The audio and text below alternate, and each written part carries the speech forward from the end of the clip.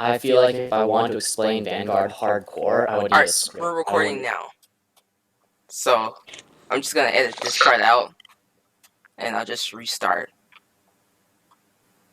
But before I start, he is correct. If you're watching this podcast, you're probably already like Cardfight Vanguard. And you're watching it for entertainment and not a lesson on what it is. Now later, when we actually get people who watch it or listen to it, and they start asking us questions about it, that's when we can talk about it. That's something we could definitely do. But now we should go on the assumption that everyone already knows what this is. Alright, I see that. Everyone in agreement to that? Agreed. Yeah. Agreed. Alright, I'm just gonna start this over from the top. And hello everyone, welcome to the PlanetCrayPodcast. My name is Snookfly. I'm Sleeping Hermit. I'm Navy Talks. And I am Ace. And in this podcast is what we talk about everything Cardfight Vanguard, as well as other things. Anime, League of Legends, Dragon Ball Z, gaming, yada yada yada. Who would like to start us off today? I'll go ahead and get things down and running, it seems. Alright, so, as we all are aware of, Team League is on the 15th of June, which is next Saturday. So, I think that it's a decent idea to throw out there what we think will be the most common occurrence at Team League. Me personally, I think since Bermudas are a big threat now, I think that a lot of people are going to show up there running the deleter build of Limp Jokers, as that can severely hinder not just Bermudas, but most of everything else too. Actually, it's very interesting. I was actually wondering, as a question, what does work well against Bermudas and how you can fight Bermudas with any deck.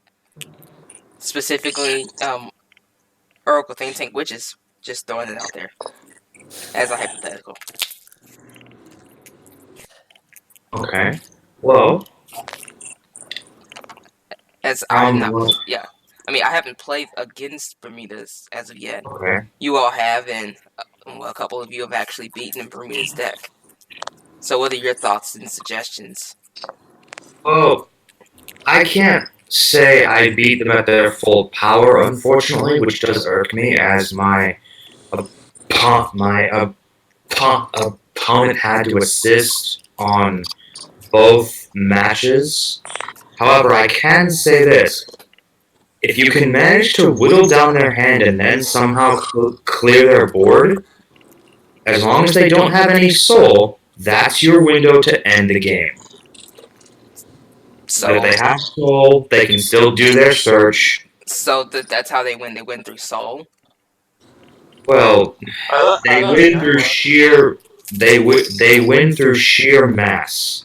Right, but where the soul comes into play is that they can get a lot of draw power off of that. Gotcha. And you, I'm certain, Snug, know how good draw strength is. Of course I do. Yeah. Anyone else has anything to say about the Bermudas? Oh, yeah, and I didn't mean to cut in, because I played it yesterday, and basically, well, Sleeping Hermit told me before I played it that, I should use Fan Blaster only and wipe the field, and I run Shadows.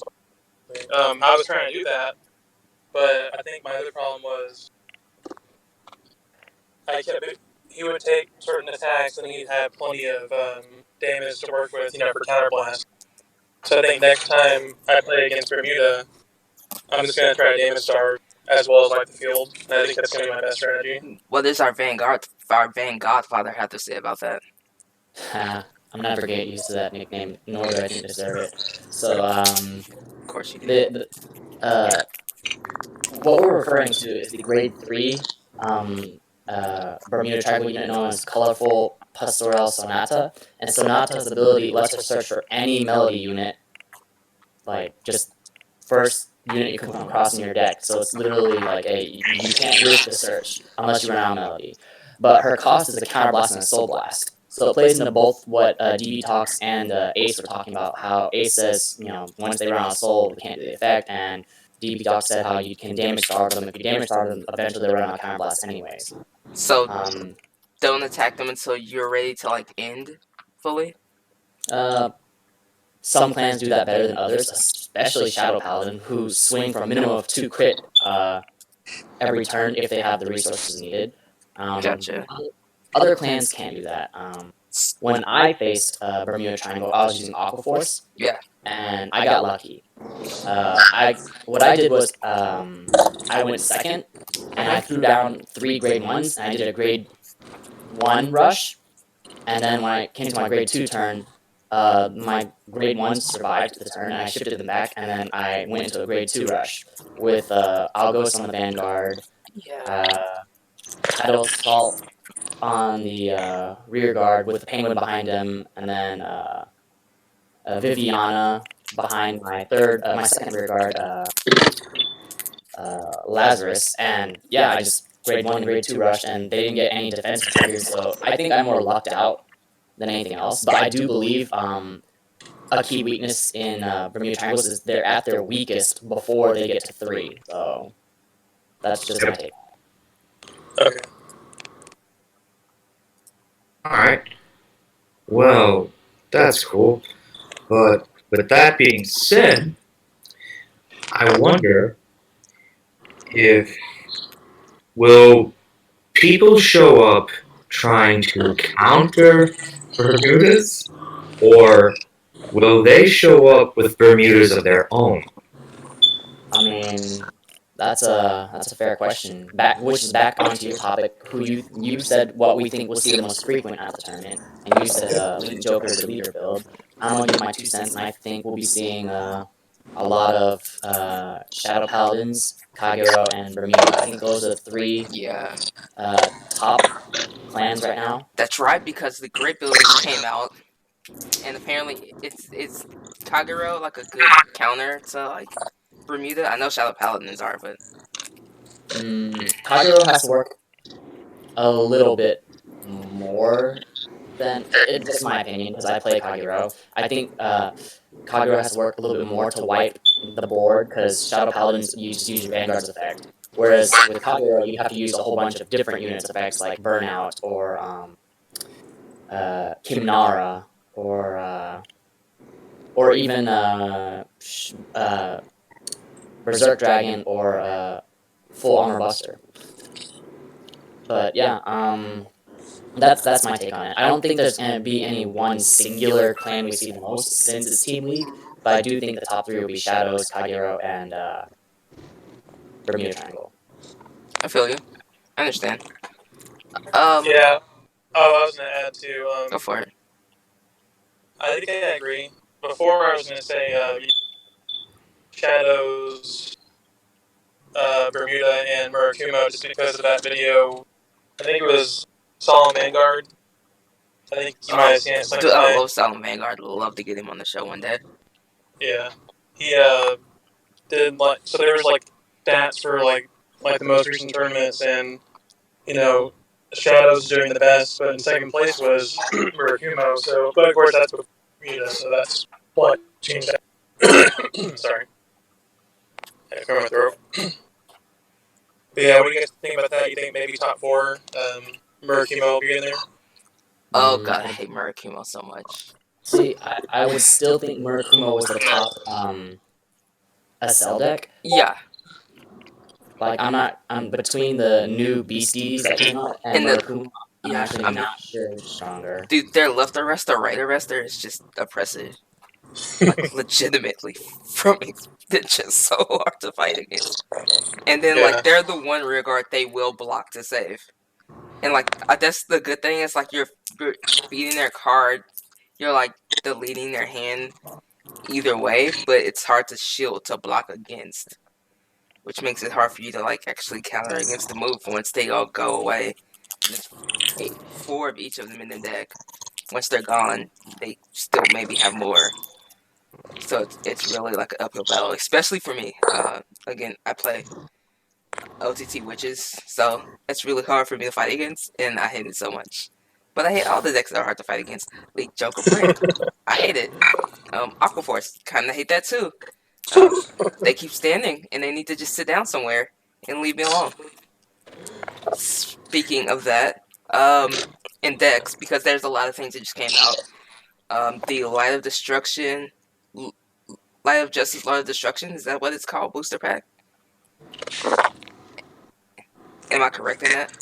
I believe so. And it's Royal Paladins, Kagero, and Link Joker.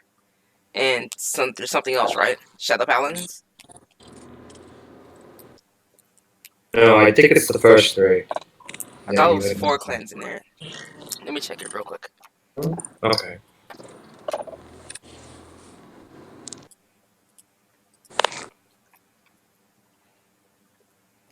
Hello, can y'all hear me now? Yes. Yes, I agree. Yes. Yeah, I was talking this entire time. I must have muted myself somehow. And it's called, the set you're calling is the Light of Salvation and Logic of Destruction. And in that Gotcha. set, there's Royal Paladins, Kagero, Nova Grappler, and Link Jokers. Ah, yes. Novas. Oh, great. Oh, that's right. All the Novas just came. Yeah. Yeah, TCVs. Is that the one with the little spin tops too? No, the Beybladers won't come out until July. Okay. Alright, so I guess everyone has answered Ace's topic on... Well, no, Snugfly, have you answered what you think we'll mostly see at the tournament? I mean, I know a lot of people will think this is weird, but I mean, Angel Feather OTT, they're like a classic deck. They always tend to do okay-ish, it seems, from what I understand about tournaments, and as well, since there's only like, you can't run the same deck in a team, and it is Team League, and there's 3 people in the team. Like, the odds are, yeah, you're gonna see Bermudas. People have money to shell out, people who can afford to shell out crazy money for a broken deck will definitely do that. A lot of people love Kagero and Shadow Paladins, but I think low-key you're gonna see a lot of Angel Feather, a lot of OTT on top of Bermudas. Protect clans, yeah? Yeah. That's fair. Especially since there's a lot of force heavy, like Shadow Paladins are really good, Link Joker's really good, Bermuda Triangle's really good, even though Protects don't really directly fight them well. You're gonna see probably a lot of that. That's fair. Alright, so we have, that was our first topic. Yes, so on Really? to another topic. All Since right, we are talking about decks and builds, there's a lot of when I build a deck, I build it based on what I like generally. And I know there are people who like to build based on what's good. Some of us don't build our decks. Some of us buy them. No salt. But I was just wondering, what's the best way to build a deck? Do you build it towards what's your playstyle, what cards you prefer, or just toward what works best in the meta and out of the cards of the clan? How do you build your decks? Alrighty, so I'm gonna go ahead and take this one first, fellas. What got me into Vanguard was, back in the early days of Vanguard, each card released, well, not every single one, but most of the cards had lore within them. And when I played the game first, I used Genesis, and I was like meh about it. But then I started reading up on the lore behind it, and I read about the lore from Maelstrom. And apparently, Maelstrom and Aquaforce used to rule the world or something. I was like, whoa, that's awesome. And that's when I built my Aquaforce deck. So I built my Aquaforce deck around Maelstrom. I was told that my deck build was not efficient. And from then on, with all of my Vanguarding history, I've always built decks around what I liked. Like, I would always test play my decks, and I would have people around me tell me that my deck wasn't efficient. And I was like, you know what, that's okay. I'll play what I like. If it wins me a game, that's great. If I don't win, I'm still sticking to what I like. I guess it's like character loyalty in Smash Bros. If you play a character in Smash Bros. And that character gets nerfed and you stick to that character anyways, just that loyalty is what drives me, and I'm definitely not one for building around the meta. So that's my take on it. For the record, that GIF I just posted is from Aqua Teen Hunger Force. It's an old cartoon from Cartoon Network. I just thought it was funny because they didn't have any actual Aqua Force memes, GIFs, but whatever. I dig it.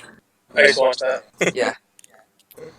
And That makes sense. it's Carl is the epic. Why Like, is he forget doing? you. Yeah, why is he doing the Carl one? And then I'm like, oh, now Well, I. because he's basically like he just basically said, forget what you think about me and how I build my decks. I'm gonna do it my way. Rock on. Let's go. Yeah, yeah, that's unquestionably Carl. True. I mean, I don't know. I did feel the need at one point to want to build the cool deck, but then I don't really like to chase the meta. And I kind of like when I saw the witches in OTT, I was like, yo, it's not in the TV show, which kind of sucks. But because I would like to have that exist in the anime world, but it's definitely a deck I just resonate with and I just really like. It's not a deck that goes like, and I do have Imp Darters, of course I have Imp Darters in my deck. I need two of something to help finish out. Because Coco and Zozo don't exactly fully get it done, though they do a great job. And even then, I wanted to like run 4 Imp Daughters, 3 Imp Daughters to like give it more consistency or whatever. But that was just me trying to find the most power, and then you just kind of sometimes you just do what works best for you. Like speaking of that, Proud Ace knows about doing what works best for you. He's still having to make some decisions on what deck to run for Spring League, for Spring Fest Team League, which is literally next Saturday. So, Yes, it is. I have faced a crunch time of recent, which, in fact, I'm glad we brought this one up because I did make a decision on what I'm going to run. And I actually centered this around. Please don't say Grand Blue. Please Well, don't say Grand Blue. No, I told you the new support is not out yet, so I'm not that crazy. Oh. Okay, so quick background on me. I am a Royals main through and through. So, with that being said, I had a huge conflicting opinion between should I run my Soul Saver build or should I run my Monarch Sanctuary Exculpate build. And over the course of the past day, I've thought about it, I've slept on it, and I did a little bit of remapping of both builds. But ultimately, I came to the realization that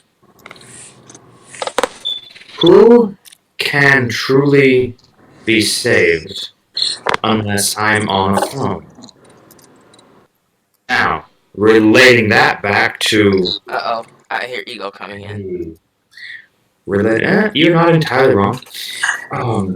Relating that back to some of...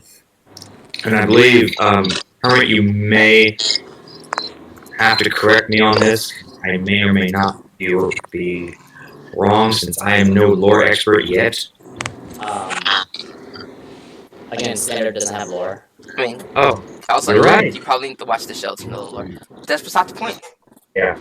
Okay, essentially, my thoughts on it were that if you think back to the whole, honestly, situation of Planet Cray, as I mentioned earlier, how can you save anyone if you aren't on a throne? So my thought behind that was, I love Soul Saver. I always will. However, Monarch, Sanctuary, and Exculpate right now, unfortunately due to Arcsaver being tediously annoying and that stupid ruling, they have more consistency. So I'm just gonna jump in and interrupt you a bit there, Ace. yeah, sure. The whole you need a throne to defeat people. Technically, Soul Saber's above Alfred in hierarchy, because Soul Saber is the guardian dragon of the United Sanctuary, so Basically, technically yeah. Alfred and everyone, the royal paladins, worship. Yeah, the Soul Saber is basically the god. Yeah, so it's just like, what is a king to a god? If you've watched the new series enough, you would have seen the episode in which they actually touch on that. Yeah, so again, not jumping on your decision, because it sounds like you're set, but Yeah, and it's a great yeah. decision. I love your decision. I'm so happy with your That's decision. fine. I just need to stop being incredibly Also, lazy about feel this and free watch to the actual show. drop in your gifs if you want to. Just throw them out there. Like, Yeah, that headbang on this big screen is getting kind of repetitive. Anyway, yeah. But no, I am going to be running the Monarch Sanctuary deck. However, I do think that I am going to slightly change the grade 1s and put in more draws. Okay, are you gonna stick with three monarchs? No, what? Yes. Why not crits though? Okay, here's why. I actually got this revelation from facing, for respect of naming, let's address him as Jay at the shop. And what I learned against him was that if you play Monarchs the way that he and I do, which is a similar mindset, then it's okay to split draws and crits. Because you're working up to that first ride of a Monarch on top of another one to gain a crit. And then turn after will be an exculpate turn to end things. You're speaking in ideals, though. Exactly. And that is something that I also came to terms with when I thought about what decks I would build and what builds I would use. Screw modern concepts of consistency, ratios, math, whatever. I am a man of ideals. I will follow my ideals. So yeah, But you're saying you're adjusting your ratios to your ideals? Exactly. Because, think of it this way. You attack me, I don't block, it goes through. I damage 1, and I'm at 5, and then say you get a crit. If that first damage was a draw, I draw, say, a grade 1 to a 3 that I could have potentially taken as the game-ending thing, and then on the second damage, I get that heal.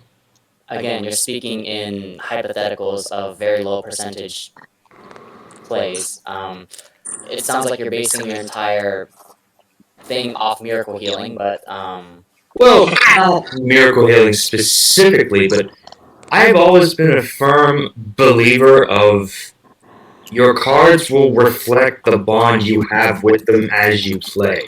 Even back in Yu-Gi-Oh! When I played that, my Blue Eyes deck, it always reflected what I felt about the card itself. And in Vanguard, I honestly see it as no different. The only thing is, I have to commit to one build, and I've finally done so. I mean, of course, I see where you're coming from. You want to have a connection with your build. You want to have a connection with your card. I mean, that's why when it openly and intentionally decides to run a card that everyone else sees as lesser in Aquaforce when it comes out, because he has a connection with that card. That's, in his words, his soul card. I get that. But the extraness of what you just said is like a lot. You could have just said, I feel a connection with this more, Soul Saber more, but I feel like Monarch at the moment is better. Like, Yeah, there are like, what, 3 Monarch cards coming out? I mean, 3 Soul Saver cards coming out? 2? Or 1? Well, Think Saber will probably eventually come out. Okay, so now, yeah, that's a reach. What was it? Probably eventually is a reach. Think Saber. Friend, what were the other two forms? Because I know Arc Saber is already out, but it's meh, unfortunately. And you're hoping that Bank Saber makes the Saber build a little better. I'd rather we get back on topic. So just to reflect, Tyrant Right. has an OTT Witches build. I have I build my clans according to what I like, which is usually the lore and not the meta. So back when Kagero was at strongest with Waterfall, I did not run Waterfall. Ace likes Soul Saver. He plays Soul Saver better, but he's gonna run the meta Monarch build with slight tweaks. And now we have DB Toss. Yeah, so basically, if you watch the show, well, V series in particular, then Ace is essentially my vanguard because he got me into it, and when we were discussing it before I even played, he asked me, "Hey, which clan do you want to?" And I had no idea what to say because I never played before. I watched Ace and Sleeping Hermit play a game, but I didn't understand what was going on. And so he's like, "What about this clan called Deep Police?" I was like, sure." And then he's like, "Oh, he's down for Deep Police." And I'm like, "Wait, I'm not sure." But then, Why do you keep putting D police on people? yeah. So, but then whenever I tried this with him for the first time, or I played him for the first time, he let me use his Shadow Paladin build. Well, it was like this trial deck, and I played it, and I had fun. We played for like a couple of hours, played 2 or 3 games. And you won one of them. But you didn't tell me, so there's Well, that. either way, still, as your first ever game to win, that follows the trend of I won my first game I ever played, Snug won his, and you won yours. I can't speak for our vanguard father. Excuse me, Hermit. However, however, we've kept up that trend of just victories with what speaks to us. We lost DB Talks there. Fortunately, we did lose DB Talks. He probably either got a call or perhaps his phone died, because I know Discord does eat up a lot of juice on the phone, and I think he was out and about. Well, since it does seem like we're reaching the end of Vanguard. Oh, no, he's back. We're back. Hey, sorry. I had a phone call from my other half. No big deal. I see. That's all right. I might have to bounce in a few minutes, unfortunately. No big deal. But just to finish what I was saying, yeah. So when I was building the deck, I mean, I watched another YouTuber called Vanguard Insider, and he had a video called Shadow Paladin Deck Profile, and so I watched that, and then I watched another video. I don't know who it was. It was just some random YouTuber, and he played a match against a Kagero deck. So I looked at his build, and then I played against someone at a shop near me, and I took a picture of his build. So basically, those 3 builds, that's how I made my deck. So I didn't want to copy one or the other. I wanted to like mix it all together and make it my own, which is why I have 4 Phantom, 3 Gus, and 1 Dark Mage. But it's kind of funny because the whole time I thought that, that the deck came from Ace, but then I found out later on that Sleeping Hermit, the deck was actually his originally.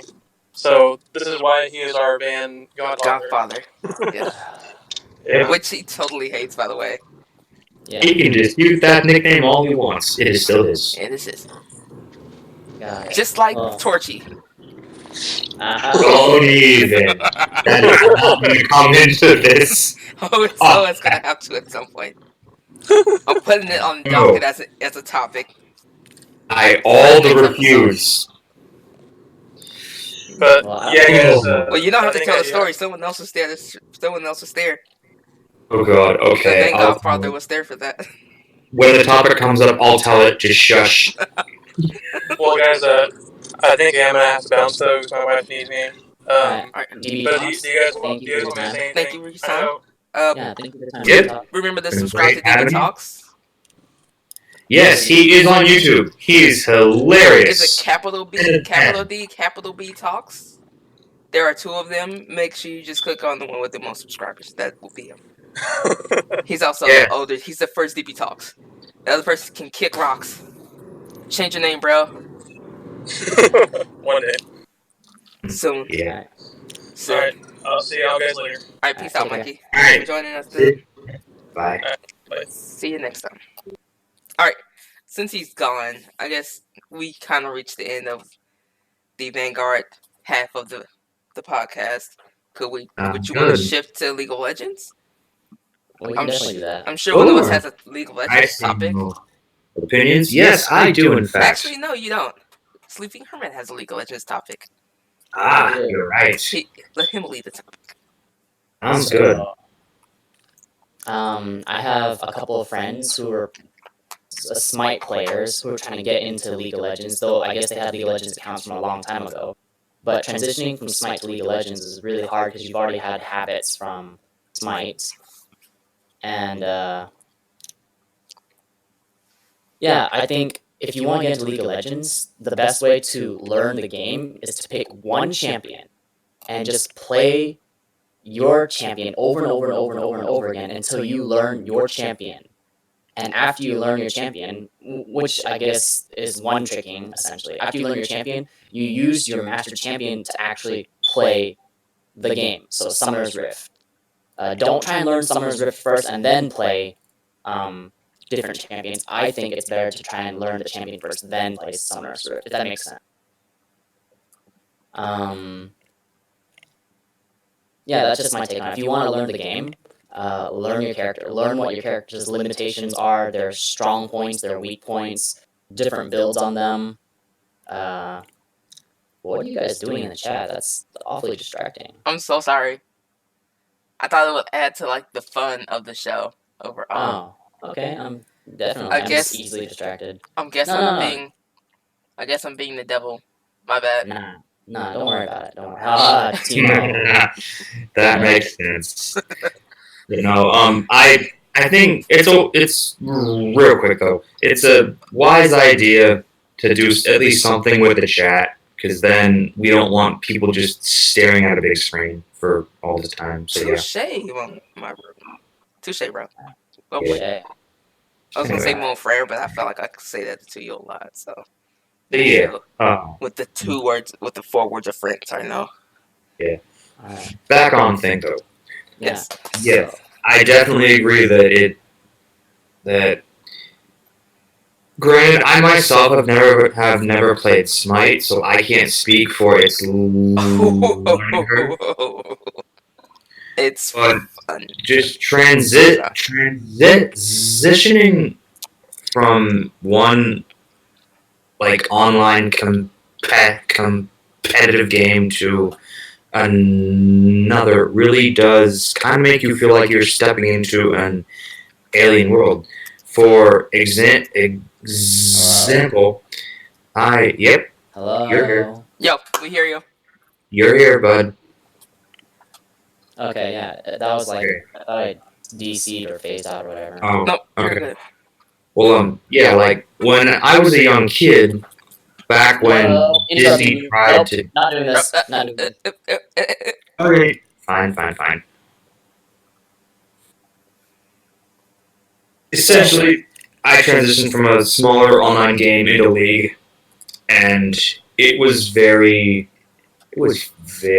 hard to grasp at first. which leads back to my topic. I think you should pick a champion, learn the champion, whether the champion's in the jungle or the champion's in the lanes. Learn what your champion can do before you learn the Summoner's Rift, or I guess if you play the Twisted Tree line, same thing. Pick a champion, learn your champion, then play the map.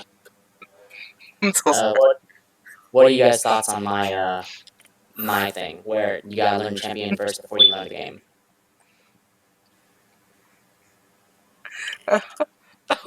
I seems agree. to be Yeah. seems to be interesting. Yeah, so I'll let you take point. Sorry, I'm still laughing about that.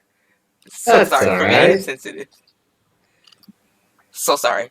Okay, so you said learning a champion before you learn the game? Yeah, Yep. I guess learn the champion before you learn the map.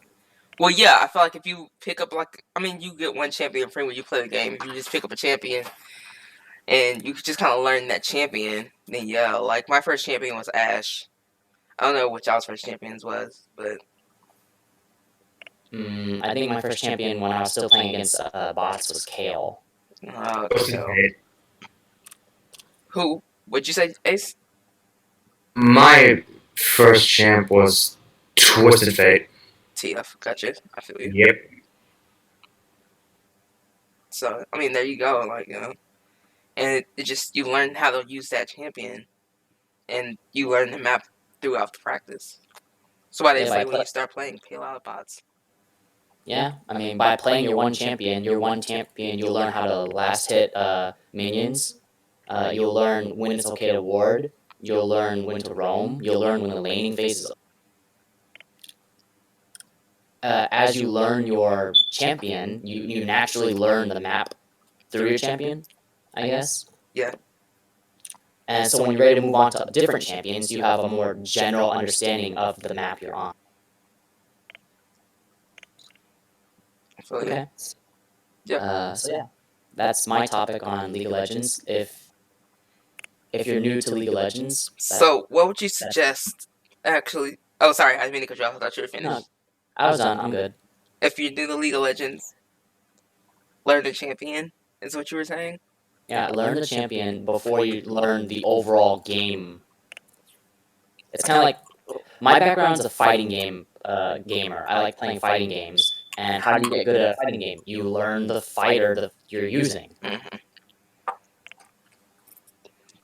I feel you. I agree. So, speaking onto that, for those of us who are so desperately trying to get out of Iron 4, cough, cough, me, cough, cough, or bronze, cough, cough, not me, cough, cough, I wish, cough, cough. Nope, I got back into form. Silver 4? There we go. Thank you. Yes, cool. I got back in there. Congratulations. Yeah, our friend Ace likes jumping the border. Yeah, but those of us who do struggle climbing, what would your best suggestions be as someone who's played for a little while and it's kind of like gone up and you've been on the ladder for a bit? Like what are the best ways to climb? Like would it be just flexing or would it be just like picking one champion and just carrying it on? So if you're having a hard time climbing, you've been stuck in a really low place for a long time, you have two options. Both are fairly, unreliable, but one is more, I guess, self-reliant. The first is get carried. So you can duo queue up with someone who can carry you, or by duo queuing up, you'd be with someone you know, and that's one less person that you think could screw you over. That's one option. Or you can one trick and carry. And that's generally what most people try. They Yasuo mains or Riven mains. What is that chair sound? Sorry. Yeah, that's. I tried to get that. My apologies. Earlier, but yeah. People of Planet Cray. My apologies. Yeah. So you could get carried, which that's you depending on another person, and that's not very reliable. But I think the best way to carry, the best way to climb is to pick a carry champion. So don't pick a support-ish champion like Soraka. Pick a carry champion like Yasuo or Master Yi or Riven. Which, if that's not your playstyle, pick a champion that you know. Please never suggest people to play Yasuo. Well, Can we just I'm never just giving- suggest that? Hey, you're hey, not wrong. I will come out of this with my head held high if we actually make a positive Yasuo player No, emerge. no, from no, the no. room. I don't want any more Yasuo players. Period. I don't care about positivity. I just I'm don't just want them in saying. my life. I don't want them in my game. I don't want them on my team. I don't want them on my enemy team. I especially don't want a good one on my enemy team. Oh my god, not in mid lane. Oh my god, never in mid lane. Sorry. Personal issues. So, from what I've seen, most people who try to carry are very, you get fed or you get starved. It's feed or famine. And then there's just people in the middle that and if you're in the I don't think you're ever going to climb. You have to be one extreme that could be one or the other. So if you play a champion that is just okay, you're less likely to climb than if you played like the stereotypical quote unquote carry champions that promote a lot of toxicity, like Yasuo or Riven or Master Yi. So that's my take on it. If you want to climb, Or well, Teemo. I'm not sure. Well, I guess Teemo could carry through the split push, but you have your stereotypical champions that I mean, just you said toxicity. I was saying Teemo for toxicity. that's fair. Toxic shrooms. So that's my take on it. You can't expect yourself to carry with a Nami, right? Just some champions are better at others. What about Zyra? Sorry, not better at others, better at climbing than others. What about Zyra? Yeah. I feel like Zyra's too immobile. She's an easy target. Like you want someone that has a lot of mobility and a lot of damage, and that's why I refer back to Yasuo, Riven, and Master Yi all the time, because that's what it comes down to. Gotcha. And that's also assuming that you're in this alone. Now, I do agree with all the points that you both have said. However, I find League to be actually wholesome and enjoyable and not just grinding everything when you do play with a friend. So, if you are in that meh zone, then I think that climbing with a friend could be a secondary option that it may not make you climb as consistently, but at least you'll climb slowly. I'm not sure I agree with that. I mean, playing with a friend is always nice. Like, it's always nice to have company, unless you're just a natural loner. But playing with a friend doesn't guarantee a climb. What guarantees a climb is just constantly playing and skills. Like, someone who only plays League of Legends like one or two games a day, you're not going to climb as much as someone who plays 20 games a day, right? The more games you get in a day, the more chances you have to climb. Right. Oh, and come to think of it, how about we throw all of our tags down in the chat as well, so if the good people out there who take interest in this want to add us on League. I'm a pass. I refuse. I don't want to be one of those YouTubers Fair enough. or streamers that have like 1,000 like friend requests that I'm just ignoring because I can't be bothered just to hit like decline. Ooh, yeah, okay, I can see where that could. And then you go on streaming and you see like plus like 60 like friend requests. I'm like, well, I have 60 friend requests. Oh right, your fans are requesting you be a friend and you're ignoring them, which I feel more respected if you just said decline. Don't send me a friend request, please. I'm gonna shift this back on topic. Thank you. For all League of Legends players, I do remind you, kills are nice. Kill gets you gold. Gold gets you items. But don't be that guy that constantly gets kills and just makes it a 60-minute game where you have like 50 kills. To win League of Legends, to climb, the objective is to destroy the enemy nexus. And if you have 50 kills and your nexus gets destroyed, you still lose. So one of the most important things about climbing, where I'm at right now, is like I can get kills in lane. Like I can get gold, I can get items. It's just so hard using that, transitioning your kills in gold into affecting the map. Like, okay, I have kills, suddenly I have like half the team barreling down my neck, and if I'm dead, what's the rest of my team doing? Oh, they're just farming. They're not pushing. They're not taking objectives. They do realize, like, in order to win, it's not kills, it's objectives. So, friendly reminder. I could not agree more in that case as well, because that is a huge problem on my end too. I can't count how many times I've just done that oh so familiar sigh of frustration. So you're That saying we shouldn't bully you Leroy draw Jenkins? draw the whole team up in your lane, or you try and draw pressure away from bot, and the bot lane just farms and then recalls. Oh boy. So yes, objectives come first, people. Well, not objectives comes first. Like, you still need a lead. You need gold. You need items to get to the objectives. So objectives don't come first. Objectives is what you need to win the game, but overall, it's not objectives comes first. It's knowing how to transition what you have, whether you're behind or you're ahead. Transitioning that into the objectives. Like, if you're so single-mindedly that you're pushed and attacking the tower when you're half health and you have no vision, and then suddenly you get ganked, so that could happen.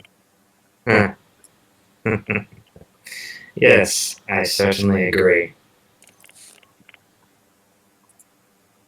Alright, that was my topic on League of Legends. Does anyone else have a topic on League of Legends? I've got one. Alright, so this is particularly looking at Riot and the champion production team. So, Right. Yeah, sorry, go. Sorry. I think that over the past few months, some of the champions that Riot has dropped have been a little overloaded in terms of their kit. I agree. And I think they saw this and tried to make up for that with Yumi. I disagree. Well, see, if you think about it though, she's primarily just support and poke. And that's what a good support should do. Her damage ratios are fine. Well, we're talking about overloaded kits. You're talking about damage ratios and poke. But you're not talking about what makes her a lot to me. What makes her picker ban. Like, Okay, so in what almost does... every game I've played and since it's been out, remind you I'm an Iron 4. Like, I've seen a Yumi in normals, I've seen a Yumi in ranked, I've seen a Yumi in dual Q with you, Ace. Like, she's everywhere. Right. Even in pro. Even in, like, high tier when I watch YouTubers play, streamers play. Like, it's everywhere. Like, clearly there's a balance issue there. You don't play a champion that much just because she's a cute kitty. She can attach to you and be untargetable. That's a little much to begin with. Well, I did just learn about a strategy as well, that if Yumi attaches to an Evelyn, Yumi can't be seen either. Oh my god. That is... Yep, it is known as the submarine strat now. Great. Which, granted, is freaking hilarious. But still, I play tanks, so I'm one to talk. I mean, I agree with you that, like, like Zoe, Silas, Kane, what was the other? Zoe, Silas, Kane. Oh dear. I'm missing one. Nico. Like, all of their kids do, like, crazy things, like... I think Zaya and Rakan are exemptions, because they were not only built to play around each other, but I do think they were, like, very... There's a simplicity to their, There's a simplicity to their kit that's, like, But when you have, like, Nico who can, like, okay, I'm gonna mask myself as my teammate, I'm gonna stuff myself, then walk away, mask myself as teammate, come back looking like a tank, and then I'm gonna ult you, which you won't see at the beginning of my ult because I'm masked as my teammate. And then when I ult you, you get rooted, and then I deal massive damage, and then I can also do other things to you, like with Zoe's. Like if you Zoe lands a sleepy trouble bubble, and then her Q, good luck, bro. Good luck. Yeah, as someone who mains up top, if the mid can half health a full tank Maokai, then something's wrong. And if the Yeah. Zoe, yeah, It's a Maokai. and the Zoe's at my rank are clever enough to just like to ult in just to land the sleepy trouble bubble really sneakily, which makes it really hard to dodge if they ult right in front of you, and then double back and Q you.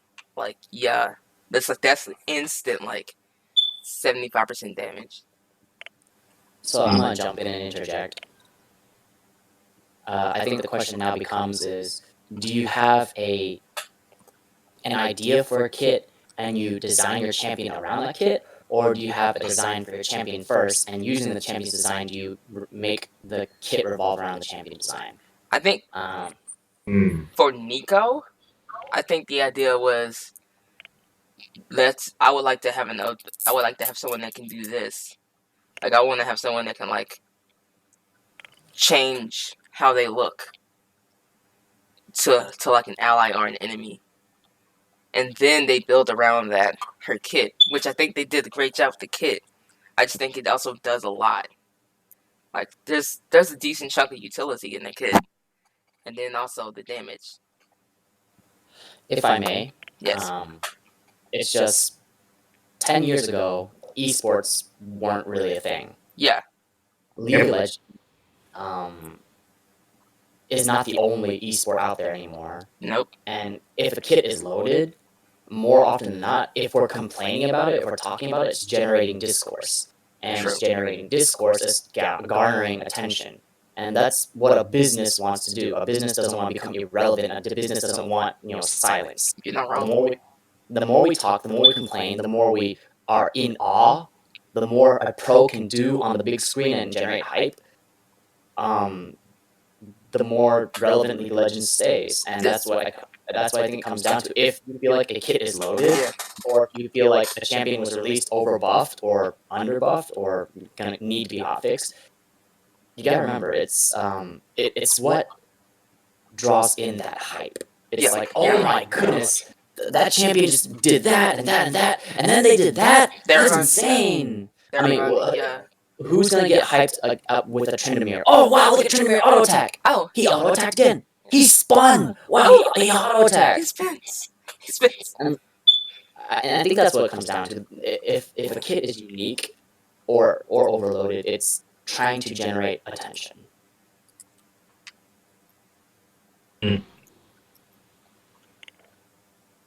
And yeah, that's my piece on that conversation. I agree. I mean, it's actually been like a long thought thing. It's like when League of Legends reworks a champion or create a champion, they actually come out a little better than they should, a little better than they actually are generally. Like, they always come out a little broken, which makes people want to go out and buy them because, hey, I can learn this broken champion and I can climb really well until they patch it. It makes the champion look cool, whereas like the new champion they just came out with, Heroes Overwatch, they just teased and came out with Kiana, or I guess that's how you say her name. In League? Yeah. I don't know. Her abilities, she looks really simple, and her abilities are kind of cool. Like, I don't know if any of you looked it up, but her abilities basically. I have seen her. All of her abilities do different things, or are somewhat different interactions procced off her passive.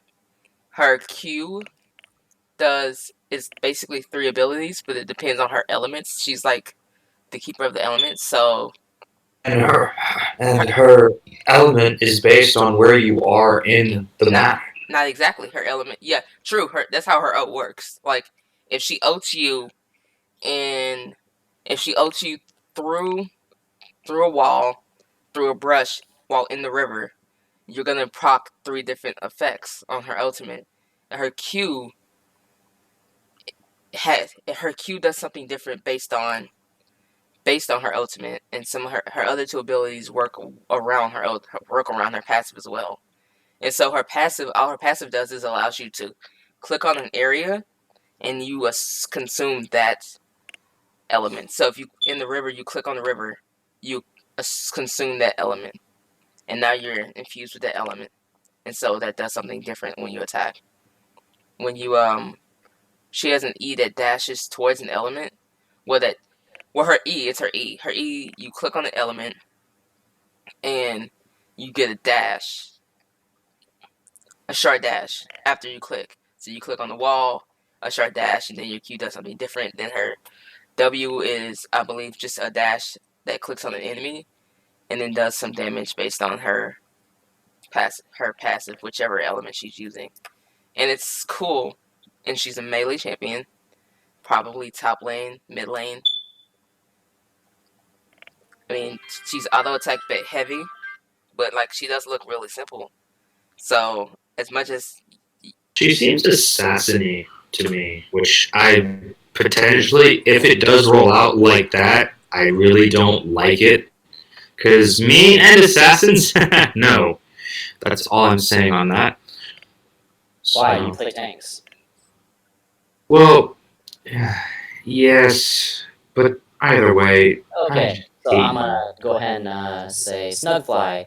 Can you get a time check for me, please? Right, I was about to say that was my alarm going off. We're at 3:55. We should probably start signing off. Alright, sounds good. I would like to say thank you to anyone who gave their time with us, and this is Sleeping Hermit signing out. Snugfly signing out. Ace, signing out. Alright, later, guys. Peace. Thanks for watching Uh-huh. or listening. See. Whatever works for you. Peace out, guys.